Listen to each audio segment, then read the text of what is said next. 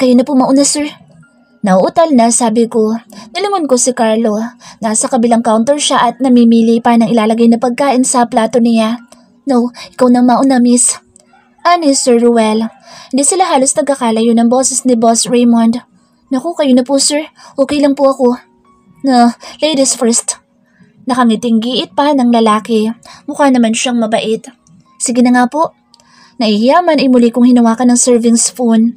Kaysa makipagtalo pa ako, baka matagalan lang kami at makastorbo sa ibang kumukuha ng pagkain.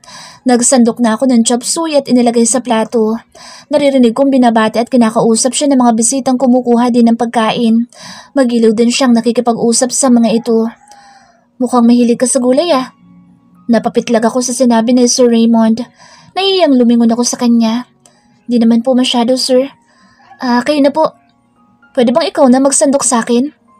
Request niya habang titig na titig sa akin. Saglit naman akong natigilan. Bakit ako? Kumamot siya sa ulo at tumawa. Di bali na nga, ako na lang. Sige po, ako na. Presenta ko at muling hinawakan ng serving spoon at sumandok ng chop suey at nilagay sa plato niya. That's enough, sweet lady. Thank you. Malambing na sabi ni Sir Ruel. Nailang naman ako sa itinawag niya sa akin kaya hindi ko alam kung ngingiwi ba ako o ngingiti. You're welcome po, sir. Sige po, maiwan ko na kayo. Sa mesa na po ako. Paalam ko at tumalikod na. Bumalik na ako sa mesa namin ni Carlo. Nandoon na rin ang mga kasamahan namin at kumakain na. Pero si Carlo ay heto, pabalik pa lang sa mesa. Halos punong-puno ang plato niya. Kaloka. Grabe naman yung plato mo, bakla. Parang 3 tao ang kakain sa plato mo ah. Sabi ni Lolit nang makaupo na si Carlo. Ganun talaga. Gutom eh. Idagdag pa sa gutom ko si Sir Ruel na malapit lang sa akin kanina. Grabe. Mas gwapo siya sa malapitan at ang bango-bango. Sabi ni Carlo na nagsimula ng sumubo. Sinabi mo pa, nakasabayan nga namin siya ni Nancy kanina na kumuha ng kanin eh. Munti ko na siyang ilagay sa plato ko. Sabi ni Chinchin sabay hagikik. Diba? Fest pa lang ulam na, paano pa kaya ang katawan? Paniguradong kagaya ni Bossing, may itinatago din pandesal yun. Nakakagutom talaga kapag naiisip ko ang kakasigan niya. Ani Carlo habang umunguy at tumitirik pa ang mata. Napangiwi tuloy ako, parang ang halay kasi niya. Kumain na lang ako ng tahimik habang nagdadaldala ng mga kasamahan ko. Sinasabayan nila ang ingay ng kalansingan ng mga kutsara at plato. Si Carlo naman ay parang gutom na tigre. Hinayaan ko na lang muna siya.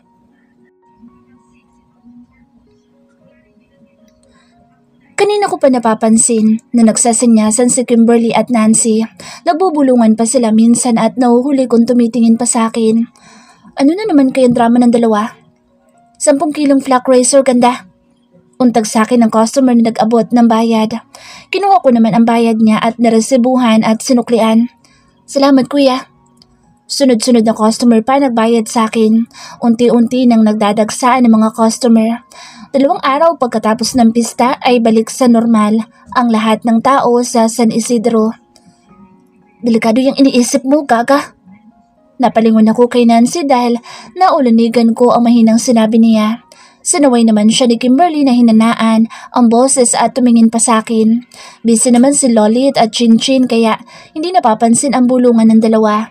Nagkibit balikat na lang ako. Bahala na nga lang silang dalawa. Hoy kayong dalawa, tigilan nyo nga muna yung bulungan dyan at asikasuhin nyo muna mga customer. Sita ni Kuya Emil sa dalawa. Tumigil naman ang dalawa sa bulungan pero nagsasanyasa naman sa pamamagitan ng mata. Kaya sila lagi napapagalitang dalawa ni Kuya Emil ay dahil lagi nagchichismisan. Nang wala nang nakapila sa counter ko ay nagpaalam muna ako kay Kuya Emil na magsa-CR muna. Naiihi na ako at medyo sumasakit ang balakang ko. Malapit na kasi ako magkaroon. Kinuha ko ang tissue na baon ko at isang pad na napkin at pumunta na ng banyo. Ramdam ko kasi parang may pumapatak na. Malalaki ang hakbang ko papunta ng banyo at pagpasok ay agad ko yung nilak. Ibinaba ko ang itim na slacks at panty. Sinilip ko ang panty. May nakita na nga akong patak ng dugo. Tama nga ang hinala ko. Meron na ako. Umihi muna ako bago naglagay ng napkin. Nagliligpit na kami ng mga counter namin. Tinatabi na namin ang mga resibo. Magsasara na kami dahil mag-aalas 5:30 na. Medyo napagod ako ngayong araw na ito dahil maraming customer. Idagdag pa na meron ako. Kapag meron ako'y mabilis akong mapagod. Kinuha ko ang bag ko na nasa drawer ng counter at ipinatong sa ibabaw. Kinuha ko ang suklay sa bulsa at nagsuklay ng buhok. Ready na kaming umuwi. Hinihintay na lang namin si Kuya Emil na nasa auditing office. Pinatawag kasi siya doon. Lumipad ang tingin ko sa mga kasamahan ko. Ready na din silang umuwi. Mga nagre-retouch na sila pero si Kimberly ay kakaiba ang kilos ngayon. Pangising-ngisi siya at tumingin pa sa akin. Nag-iwas na lang ako ng tingin at nakipagkwentuhan na lang kina Atong. Andiyan si Kuya Emil. Sa wakas uuwi na tayo. Sabi ni Lolit at isinukbit na ang bag niya. Ibinalik ko naman ang suklay ko sa bulsa ng bag. Tumuon ang mata naming lahat kay Kuya Emil na papasok ng store. Seryoso ang mukha niya at tiningnan kami isa-isa. Walang munang uuwi. Hayag niya. Ha? Bakit? Protesta nila Lolit at Chinchin. Hindi nagtugma ang tali nyo ng pera sa tali ng auditor. 100,000 ang nawawala. Nagtinginan kami mga kahera. Hindi naman bago ito na hindi nagtutugma ang tali namin sa tali ng auditor pero nakikita naman. Baka sa PO na naman yan, Kuya Emil. Sabi ni Chinchin. Okay ang lahat ng PO pero sa cash ang hindi. Kulang ng 100,000 sarado. Napasinghap ako sa sinabi niya. Cash ang kulang? Saan naman yun napunta? Okay naman ang kwentahan namin kanina eh. Okay naman kanina ang pera. Kompleto iyon bago inilagay sa safety box. Ani Lolit at tumingin sa amin. Nagtanguan naman kami. Baka nahulog lang iyon, Bisor. Ani Atong at nagpalingalinganan sa lapag. Pati ang iba naming kasamahan ay naghanap na rin sa lapag. Sa mga sulok-sulok, kami din ay naghanap na rin. Pati mga drawer ng counter namin ay hinalughog na namin.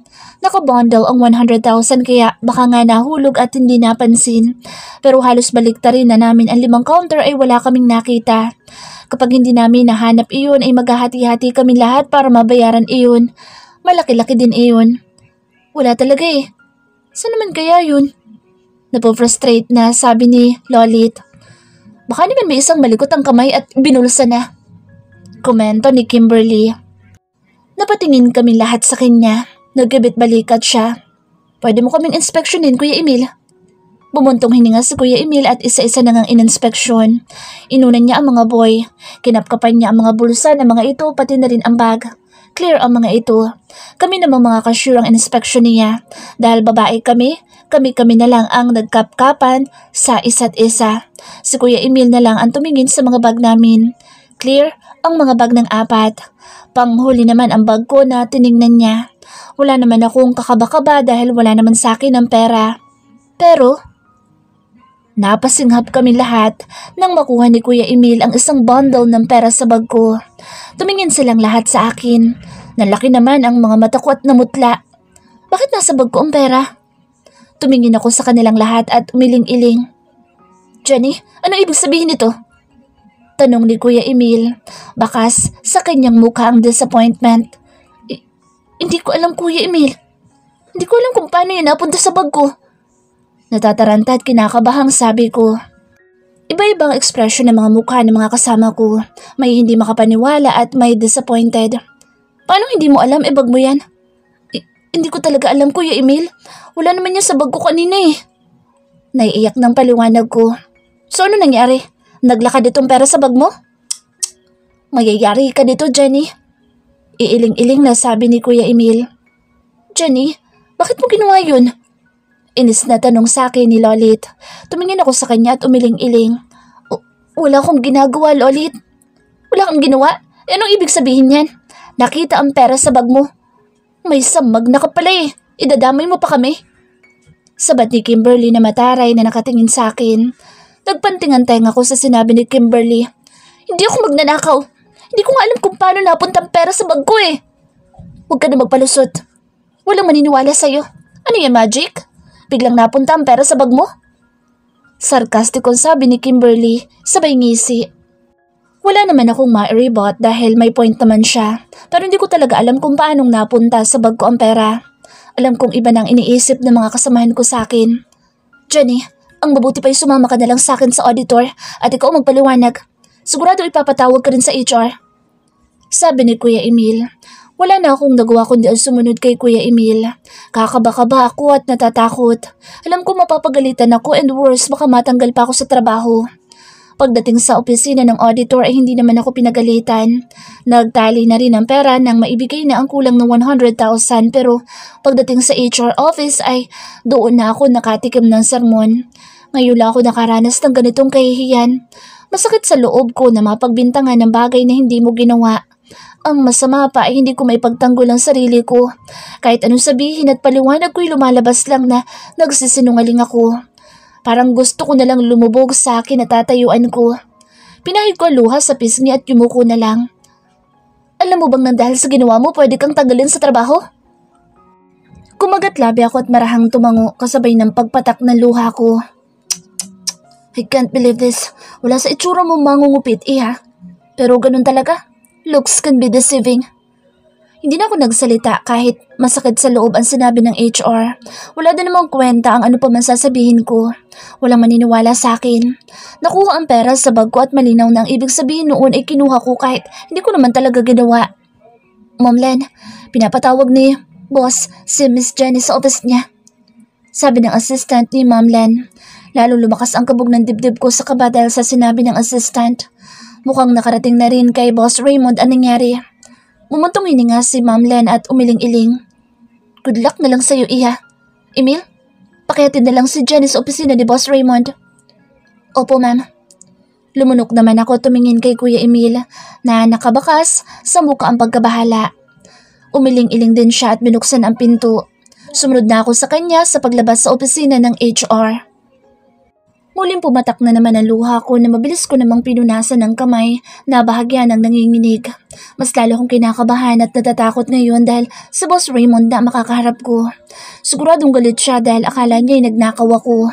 Bigla na naman sumagay sa alaala ko ang pambubugbog niya noon kay Kuya Joel dahil sa pagnanakaw nito ng manok. Hindi naman siguro niya ako bubugbugin. Saka na ibalik naman na ang pera na hindi ko naman talaga kinuha.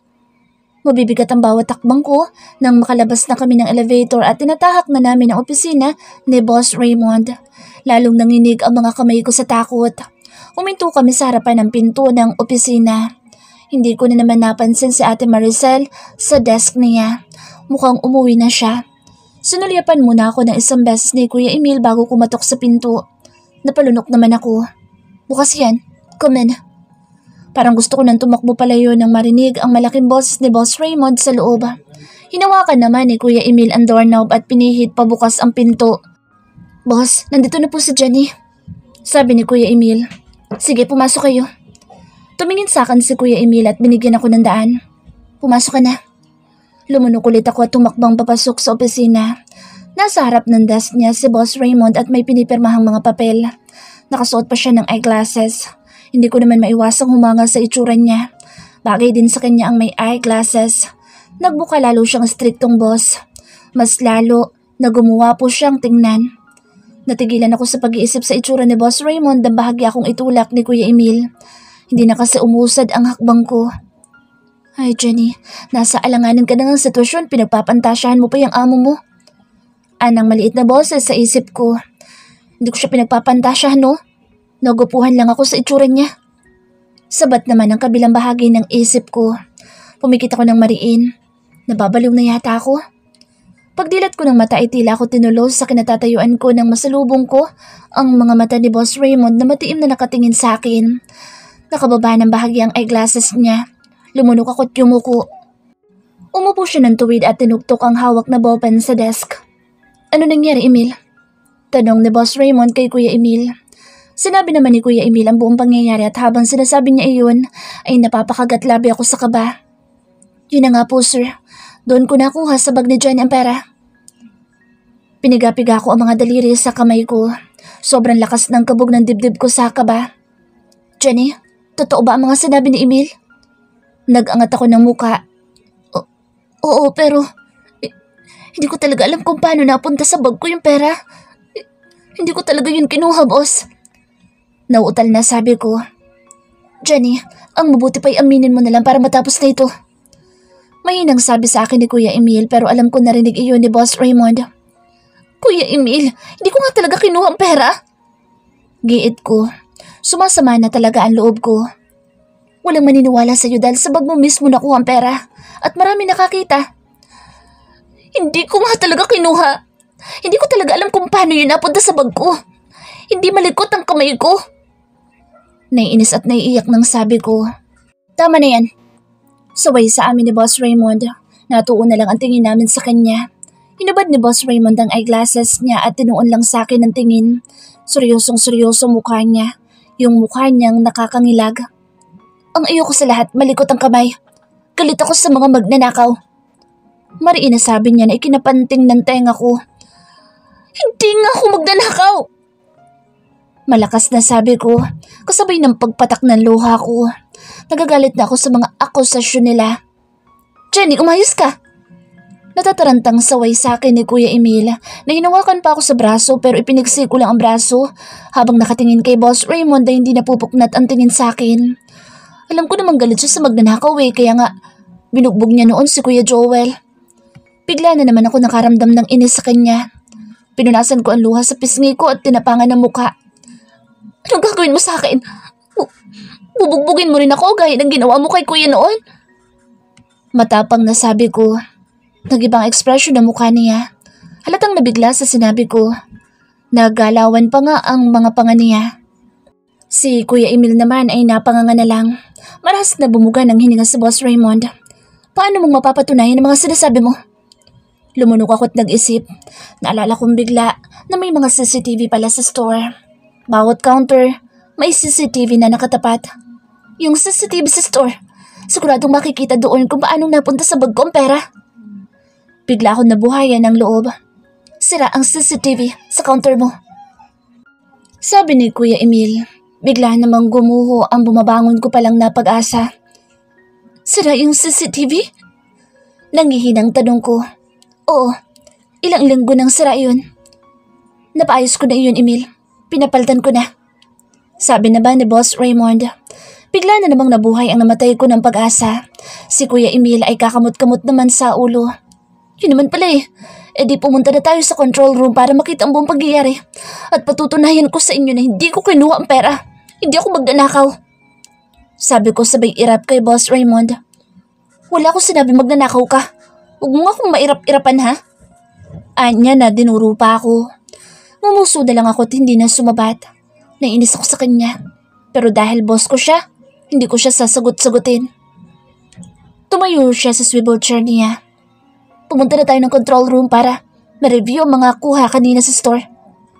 Na-excite naman ako. Mapapatunayan ko na rin ang sarili ko sa kanilang lahat. Sabay na nga kaming tatlo na pumunta sa control room na nasa first floor. Pagdating nga namin doon ay nataranta pa ang mga tauhan. Halatang nagulat sa pagdating ng Big Boss. Minanduhan agad sila ni Boss Raymond at pinareview ang mga kuha ng CCTV store sa buong araw. Partikular sa may counter ko. Nakita ko ang sarili ko pati na ang mga kasamahan ko sa screen pero nakatutok ang mga mata ng lahat sa monitor kung nasaan ako. Pakikita ko doon na umalis ako. Natatandaan ko iyon. Yun yung time na nag-CR ako. Medyo natagalan ako noon sa CR dahil bigla ako nagkaroon. Makikita sa monitor na busy ang 4 ko pa mga kasamang kahera sa pagsusukli at pagre-resibo sa mga customer pero mapapansin si Kimberly na parang hindi mapakali. Pagkatapos niyang suklian at resibuhan ang huling customer na nakapila sa counter niya, may dinukot siya sa drawer niya at umalis siya ng counter.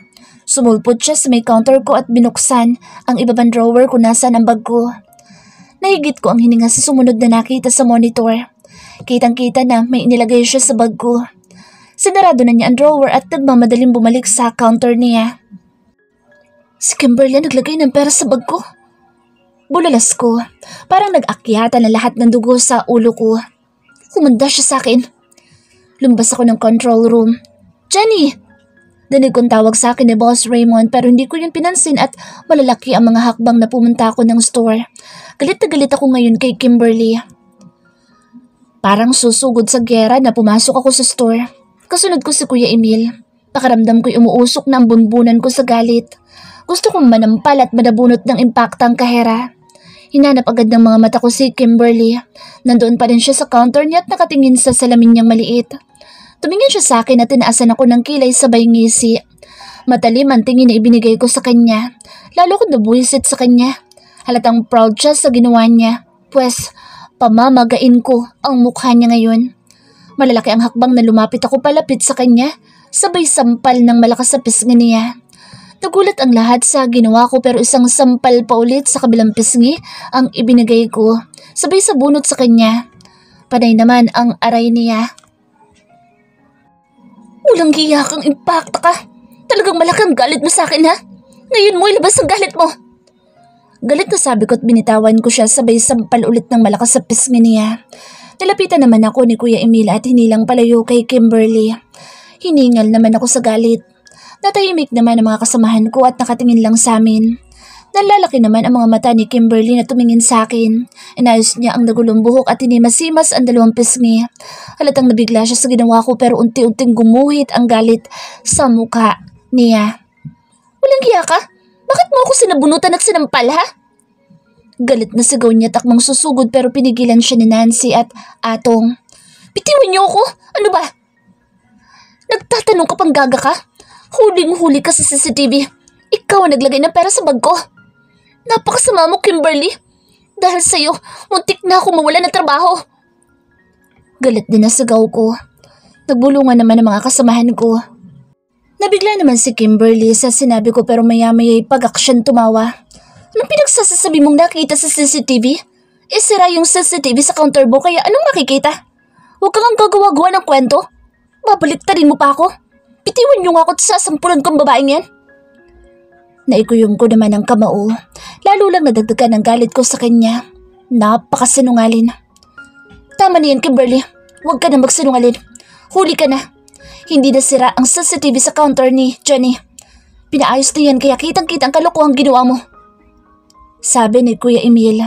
Natameme naman si Kimberly at namutla. Nasa kanya na ngayon ang mata ng lahat.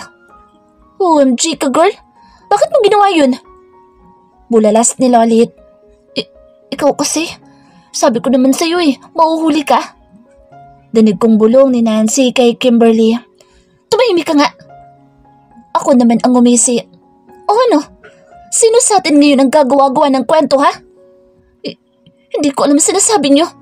Bakit akong biglang pinagbibintangan nyo? Tanggi pa niya. Tama ka na. Huling-huli ka na sa CCTV. Huwag ka na mag-deny. Napalingon kaming lahat kay Boss Raymond na kapapasok lang ng store. Nakatiimbagang siya at matalim ang tingin kay Kimberly. Boss! Lalong namutla si Kimberly at bumuka sa mukha ang takot. Ang ayoko sa lahat ay ang tauhan na gumagawa ng kabalastugan sa kapwa nila. Hindi ko itong mapapalampas. Boss Raymond, magpapaliwanag po ako. Naiiyak nang sabi ni Kimberly. Sa HR ka magpaliwanag. Doon mo ipaliwanag ang lahat ng kabalastugan na ginawa mo. Sabi ni Boss Raymond at tumingin sa akin bago lumabas na ng store. Natahimik naman kami sa loob ng store at nakiramdam. Sige na Kimberly, pumunta ka na ng HR at hinihintay ka na doon. Untag ni Kuya Emil. Kinuha naman ni Kimberly ang bag niya. Pero bago siya lumabas ng store ay sinamaan pa niya ako ng tingin. Di naman ako nagpatalo sa kanya at mas masama ang tingin na ibinigay ko sa kanya. Gusto kong hablutin pa ang buhok niya. Siya na nga may kasalanan, siya pang matapang. Hindi ko talaga maintindihan kung bakit ang init ng dugo niya sa akin. Oh, pwede na kayong umuwi. Sabi ni Kuya Emil. Ay salamat, makakauwi na rin. Ginabi na tayo dito. Sabi ni Chin. Pero at least, nahuli natin ang totoong salarin. Kaka talagang Kimberly na yun. Ipapahamak pa si Jenny. Mabuti na lang maayos na pala yung CCTV. Huli tuloy siya. Ani Lolit. Sinubukan ko naman pigilan si Kimberly kanina pero matigas siya. Yan tuloy, bumalik sa kanya. Sabat ni Nancy. Napaawang ang labi ko sa sinabi ni Nancy. Inis na binalingan ko siya. Alam mo na pala pero hindi ka nagsalita kanina. Sorry Jenny, natakot kasi ako madami Kumagat labi siya at yumuko. At wala kang pakialam kung mapahamak ako? Wala ka rin pinagkaiba sa kanya. Inis na sabi ko. Natameme naman siya. Kinuha ko na ang bag ko na nakapatong sa counter. Tiyanig ko muna ang loob noon dahil baka may iba pang inilagay ang gagang si Kimberly. Nang makasiguro ay nagpaalam na ako kay Kuya Emil na uuwi na. Pinayagan naman niya ako. Paglabas ko ng store ay saktong nag-ring ang cellphone ko. Tumatawag na si Kuya Joel. Sinugot ko naman iyon. Tinatanong niya ako nasaan na ako at gabi na. 7:00 pasado na nga ng gabi. Sinabi ko naman na pauwi na ako. Nagpaalam na kami sa isa't isa ng mga kasamahan ko. Si Chinchin nga ay nag-alok pa na ihahatid ako sa amin sakay ng motor niya pero tumanggi ako dahil magkaiba kami ng daan. Matatagalan din siya sa pag-uwi. Alam kong pagod din siya. Nag-abang na lang ako ng tricycle. Jenny, huminto sa harapan ko ang sasakyan ni Boss Raymond. Sumabay ka na sa akin. Ihahatid na kita sa inyo. Bahagya akong umingos. Hindi na po. Mag-aabang na lang po ako ng tricycle. Sige na, sumakay ka na. Huwag ka na magpapilit. Gabi na oh. Baka mamaya loko-loko ang tricycle driver na masakyan mo. Ayos lang po ako, boss. Kaya ko sarili ko. Kumamot siya sa kilay. Ang tigas talaga ng ulo mo. Sige na, sumakay ka na at naiinis na ako. Tuluyan na ako sumimangot. At siya pa talaga naiinis. Ako nga dapat mainis sa kanya eh. Sumakay ka na, isa. May himig ng pagbabanta ang boss niya. Kinabahan naman ako. Oo na? Asikot umikot sa sasakyan niya. Binuksan ko ang pinto sa passenger seat at sumakay. Hindi sinasadyang pabalibag na isinarado ko ang pinto. Sisirain mo po yung pinto ng sasakyan ko. Nag-guilty naman ako. Sorry, napalakas eh. Mag-seatbelt ka na. Utos niya. Ikinabit ko naman ang seatbelt. Pinausad na niya ang sasakyan sa kalsada. Tahimik lang kami sa daan pero napapansin kong pasulyap-sulyap siya sa akin. Nakahalukip-kip naman ako at nakatingin sa labas ng bintana. Gusto ko nang umuwi. Napagod ako ng gusto ngayong araw na to dahil sa nangyari.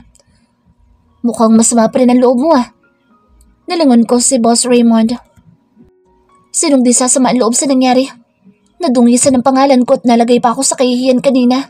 Tapos sinabihan mo pa ako malikot ang kamay at magnanakaw. Masama ang loob na sabi ko. Wala akong sinabi malikot ang kamay mo at magnanakaw ka. Ang sabi ko lang ayoko sa lahat ng malikot ang kamay at magnanakaw. Hindi ko sinabing ikaw yun.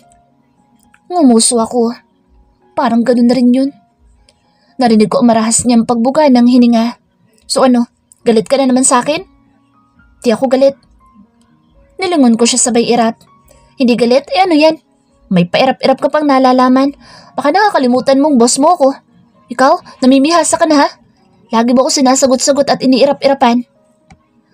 Plastik ako ngumiti sa kanya. Sorry na po, bossing. Saglit siyang nakatitig lang sa akin at ngumisi. Pasalamat ka. Mayin ang sabi niya. Ano? Wala. Namayani naman ang katahimikan sa loob ng sakyan. Medyo trophy kaya pahinto-hinto kami. Medyo nagugutom na nga ako. Teka, nasan nga pala sila Kuya Pancho? Parang hindi ko napapansin na sumusunod sa atin. Tanong ko tumingin sa side mirror na nasa labas ng bintana. Wala ang sasakyan na ginagamit nila Kuya Pancho kapag sumusunod sa kanya. Huwag mo nang hanapin ang wala. Tatanong lang naman. Sumimangot siya at bumuntong hininga.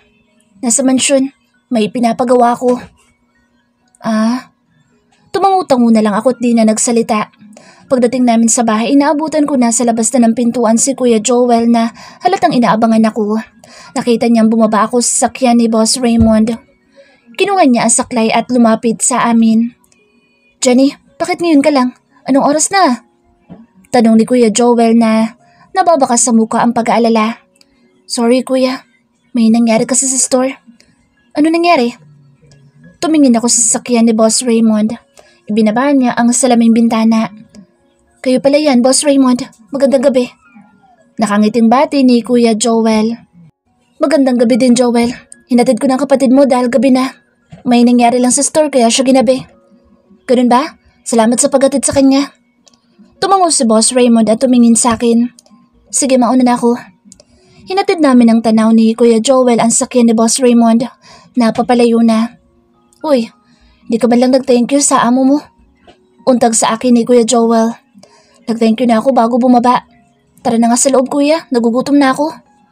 Humawa ako sa braso ni Kuya Joel. Kabi din ni tatay, gutom na. Kanina ka pa namin hinihintay eh. Nag-guilty naman ako dahil sa paghihintay nila sa akin.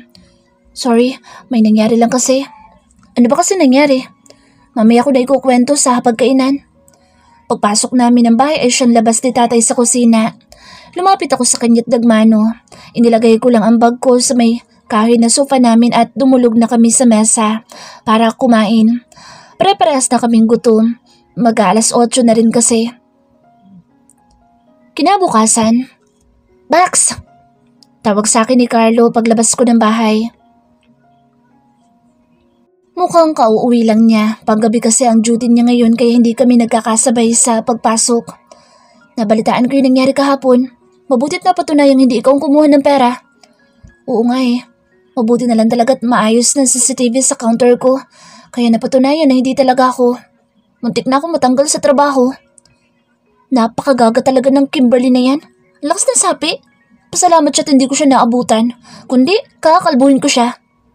Bumuntuhin nga ako. Nasampal ko nga't nasabunutan kahapon sa galit ko eh. Buti naman. Pero dapat hindi mo lang sinampal at sinabunutan. Dapat sinuntok mo rin ang bongga. Eh kung wala nga lang si Kuya Emil at mga kasamahan namin, malamang nagrambulan kami sa loob ng store. Ang kapal na mukha niya, siya pang galit. Hanggang ngayon nagigigil pa rin ako sa ginawa ng babaeng iyon sa akin. Grabeng kahihiyan ang inabot ko kahapon. O sige na, pumasok na.